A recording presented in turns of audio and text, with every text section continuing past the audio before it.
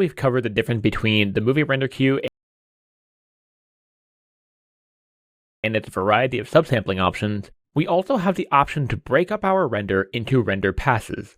Depth passes, motion vectors, object IDs. What does this mean and how do we do it? So render passes are, for the most part, used for compositing and color grading purposes. This is a much more advanced topic that many users won't need, but it is good to know about. A render pass essentially breaks up each aspect of a render into separate parts. So for example, Z-depth for the depth pass, object ID, also known as cryptomat in the VFX industry, is used for creating IDs or masks for every material, folder, actor, or layer in a scene. This is especially useful for compositors, giving them pixel-perfect masks to work with. We also have ambient occlusion passes, motion vectors, a normals pass, and a world position pass. We can also split up our render into layers with the help of stencil layers. So before we even do anything at all, we're going to make sure that you have the necessary plugins enabled. We've already touched base on this in the first module, but I'm going to go over it with you one more time just to make sure. So by going to the settings button up top, go to plugins, and in the search bar, we'll search for movie render queue. And you'll have two options. In this module, we need to make sure that we have the additional render passes plugin enabled. Otherwise, you're going to be missing a whole bunch of stuff. So click on enabled if you haven't already, restart your engine, and you'll be ready to go. Once you've done that, we're going to open up our sequence. So go to cinematics and open up a sequence or add level sequence if you don't already have one. With our sequence open, we can open the movie render queue by clicking on the button right here, or alternatively going to Window, Cinematics, Movie Render Queue. With this open, we're going to click on the Unsaved Config button, which opens up our settings. And the first render path we're going to take a look at is the Object IDs pass. So by clicking on the Settings tab here, scroll down until you see Object IDs Limited. So the Object IDs render pass outputs an image where each component in a scene, such as a model, a material, a layer, whatever, will be assigned a unique ID. You can use this image in a post-production suite, such as DaVinci Resolve or Nuke, so on and so forth, in order to select individual objects in the scene and create a mask for them. This enables you to selectively apply adjustment to specific objects or materials. So for example, you could change the hue of just one object or set of objects instead of affecting the hue of the entire image. So with the Object IDs tab selected in the movie render queue, you'll see ID type. It says full. If you click on it, you can choose between all the ID types, only material, actors with hierarchy, folders, or layers. In general, you might as well just leave it at full unless you know exactly what it is you want. Now, when it comes to time to render an Object ID pass, you're not going to want to use the default JPEG sequence. We're going to select JPEG here and delete it. And we're going to go to Settings and add EXR sequence 16-bit. Next up, we're going to click on the Deferred Rendering tab right here. And since we'll be combining the Object IDs pass with other render passes, you're going to have to set the Disable Multi-Sample Effects to True right here for other render passes that you intend to composite together with an Object ID pass. So this will exclude motion blur, depth of field, anti-aliasing, and other post processes that would blend multiple layers of pixels together, ensuring that all objects maintain crisp edges. This is absolutely required for the Object ID pass to line up with the final image correctly. Next, we're going to unfold the additional post-process materials right here. And you might see here that we have two other materials showing up here. So they might be hidden like this. Unfold both of these.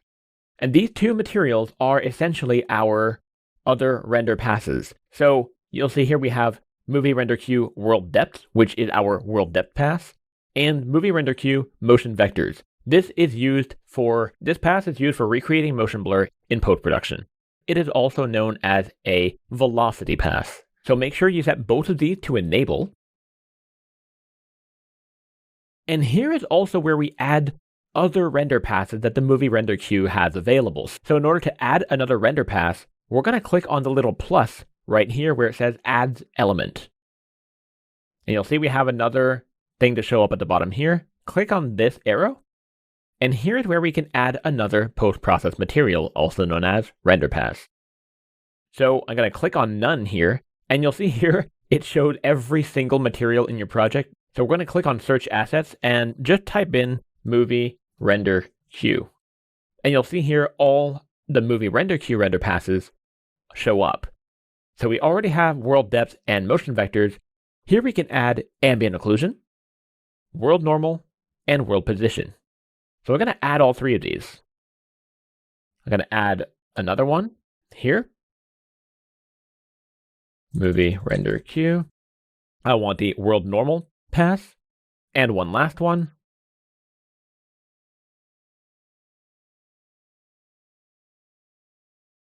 I'm going to add world position. Now, after you've added your render passes here, it is very important that you click on the enabled button right here. Otherwise, they're not going to be rendered, and you'll be wondering where they are. It's easy to forget to click this after you've added the materials, so don't forget about that. Next up, we're going to click on the setting button here and add anti-aliasing. And we're going to set the spatial sample count to at least 8. This helps cover the limitation where temporal anti-aliasing is not supported. Using the temporal sample count here is unlikely to produce the desired result due to the lack of motion blur covering the gap between each sample. You're going to end up with a bunch of copies of the object faintly superimposed over each other, and it's not going to look super good. In this case specifically, we should be using the spatial sample count instead of the temporal sample count, mainly because the temporal sample count is unlikely to produce the desired result. That's okay because we're rendering out the velocity pass, and you can also set the override anti-aliasing to none, but it doesn't really matter because it won't be using anti-aliasing as we designated here in the deferred rendering tab where we disabled multi-sample effects. So because we clicked it here, we don't necessarily need to override the anti-aliasing here. You can do it, but it's kind of moot. Having multi-layer checked on here will enable you to have every single render pass stored into a single EXR file for every frame. That is the power of the EXR file format. Now, one last thing to keep in mind before we render is be sure that you don't have screen percentage enabled in your post-process volume or any of your cameras. So if I select my camera here and search for screen percentage, you're going to want to make sure it's set to 100, which it is by default. So if you didn't change the screen percentage, you're okay. This can also be done in the post-process volume by selecting it, and in the search details panel, search for screen percentage. And you'll see it's already set to 100. We're okay. If you're not rendering out any render passes, feel free to crank that up to the value you want. But if the object IDs and other render passes are going to work correctly, screen percentage needs to be set to 100. Make sure you set your output directory and your desired resolution. Hit the accept button, and you'll be ready to go. When you start the movie render queue with these settings in place, it's going to output a multi-layered EXR that will include the final image, your object IDs, world depth, motion vectors, your ambient occlusion path, world normal, and world position path, all within that same EXR file. So when you start the movie render queue with these settings in place, it's going to output a multi-layered EXR that includes the final image, your object IDs, your world depth, motion vectors, world position, ambient occlusion, and world normals path. All of those passes will be stored into a single EXR file. And once it's rendered, I'm going to open up an EXR file in Photoshop just to show you that all our passes have been done correctly. So when you're ready, you can hit the render local button and you'll be ready to go. So I'll be showing you the results of our render passes in Photoshop, but in order to open up EXR files in Photoshop, you need a free plugin known as EXR IO. You can go ahead and download this and install the plugin for Photoshop if you want to follow along. So when you open up an EXR file in Photoshop after installing the EXR IO plugin, you'll get the following window, and the default settings are usually fine. Hit open. So with our render in Photoshop here, you'll notice that things are a little bit contrasty. There's no bloom either. The reason it's contrasty is because Photoshop is not very good at displaying 32-bit images, and there's no bloom and such because we've disabled the multi-sample effects right here. So the first thing you might notice is our render worked correctly because we have all our render passes in individual layers on the bottom right-hand side here. So the first render here is our final image. This is our beauty pass. Next up, we have our ambient occlusion pass. Following this is our motion vectors pass, but don't worry, this is normal for it to be yellow like this. This is purely data that's not really meant for viewing. Your post-production software will know how to handle this. Next up, we have the world depth pass, and you might be wondering why it's white. Did you do something wrong? No, you didn't. Everything is okay. The reason why it's white is because there is more data in this render pass than your monitor is capable of displaying. So just to show you, I'm going to add an exposure adjustment layer and turn down the exposure right here, and you'll see now we have our z-depth showing up. The reason why it's blue is because Unreal stores the depth information in the red channel. So if I only show the red channel, this is what it should look like, and this seems fine. So next up is our normals pass, followed by our world position path. Now again, this might seem a little bit weird, but one more time, it's because of the 32-bit file format, and it's displaying way more data than your monitor can display. So if I turn down the exposure again, you'll see things start feeling a little bit more normal now. And lastly, we have all of our object ID passes. And you'll see we have, and you'll see if I give this more space here, you'll see the names of each and every actor in the scene. So you'll see if I control click a mask here, we now have a perfect selection of that actor. And now since I have a perfect mask, I can change the hue of this tarp much more easily. That is the purpose of the object IDs pass. It allows us to get a perfect mask based on any object or any material in our scene. And the same thing can be done with any object in the scene. Again, I'm going to hide this, use the move tool up here, right click on this wall, select the layer, control click to select it, go back to my final image layer, and once that's done, I can make it darker. Like so. These are just two use cases for object IDs. There are so many benefits to having a perfect mask like that. The world is your oyster. So next we're going to take a look at a feature known as stencil layers. So these are essentially a way of splitting up your renders into layers, allowing independent control of each layer. So this may sound a little complicated, so let's set it up and it'll make a whole lot of sense. So we have a scene right here, and what I want to do is I want to split up my render into two layers. I want to have the background as one layer and this entire table and everything on the table as another layer. So in order to do that, we're going to need to go set up our layers in our scene. So by doing that, we need the Layers tab up top here. And this is not actually there by default. You need to go enable this. So we're going to go to the Windows button up top left here and make sure to click the Layers button right here. By doing so, you may get a window popping up in the middle of your screen like this, or it's going to show up on the top right-hand corner. We can dock this window wherever we want. So I'm going to drag and drop it up top here, like so. And what we're going to do now is we're going to right click here and create empty layer. I'm going to call this layer table. Okay. Next up, I'm going to select the table and everything on the table and put that into the table layers. So with the help of the world outliner, I'm going to select everything on the table and the table itself so that we can put them into our new layer. So I'm going to select my plants, as well as control clicking to select everything on this table right here. And once I've selected everything that I want to put into my new layer, we're going to go back to the layers button up top here. And by right clicking on our table layer, we're going to add the selected actors to selected layers. Now, once this is done, pay attention to what happened when I clicked the visibility of our layer. We now have our entire table and everything on the table completely hidden. This is a great and clean way of organizing your scene for quick access, for easy hiding and unhiding. Now, just for good measure, I'm going to select this chair and I will also add it to my table layer just to get it out of the way, just to have a clean background. Now we can see here, this will be our quote-unquote background layer, and everything here in this table layer will be our foreground layer. So you might notice that I only have one layer. Wouldn't we need to have everything else in its own layer?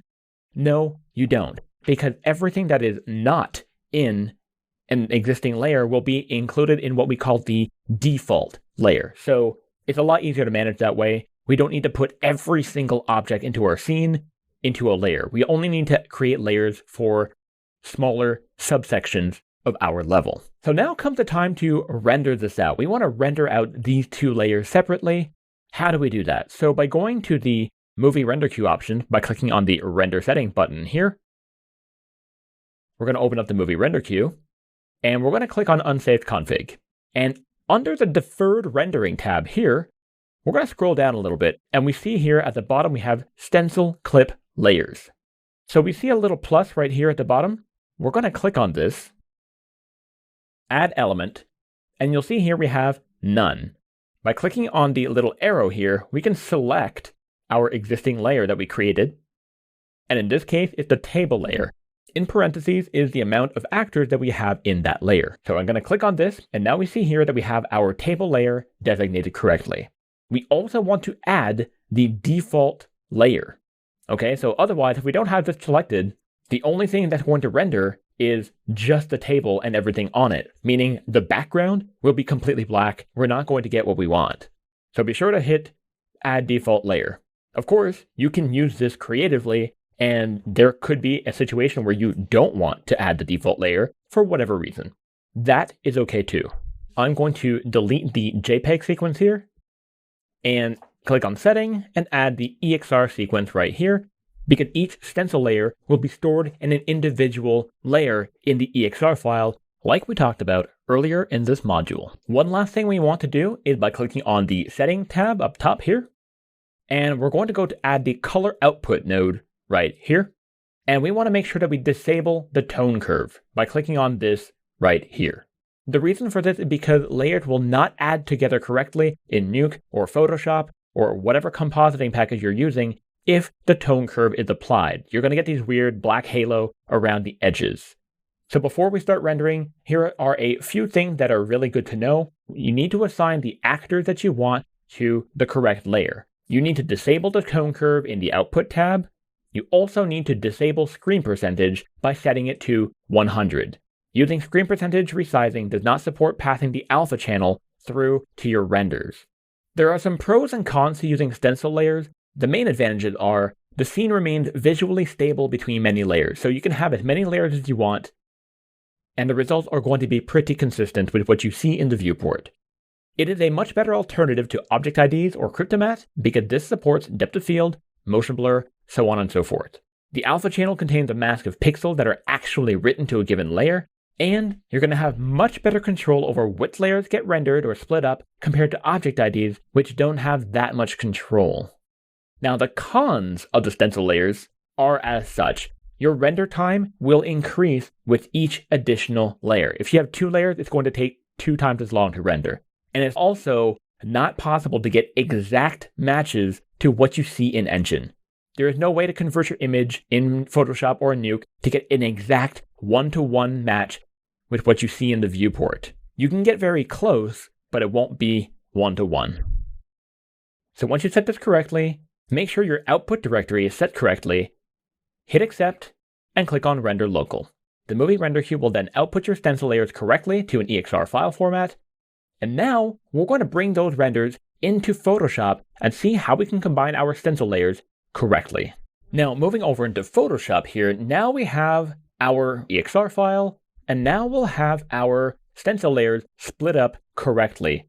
So we'll see here we have our table layer, and we also have our background layer right here. So you'll see everything that was in the foreground has been stenciled out correctly, and everything that was in the background here is now blotted out. Our render has now been split up. The stencil layers option will also give you alpha channels of each layer. So here we have our alpha channel for our default background layer, and here we have the alpha channel for our table layer. Stencil layers supports both motion blur and depth of field, as we can clearly see demonstrated right here.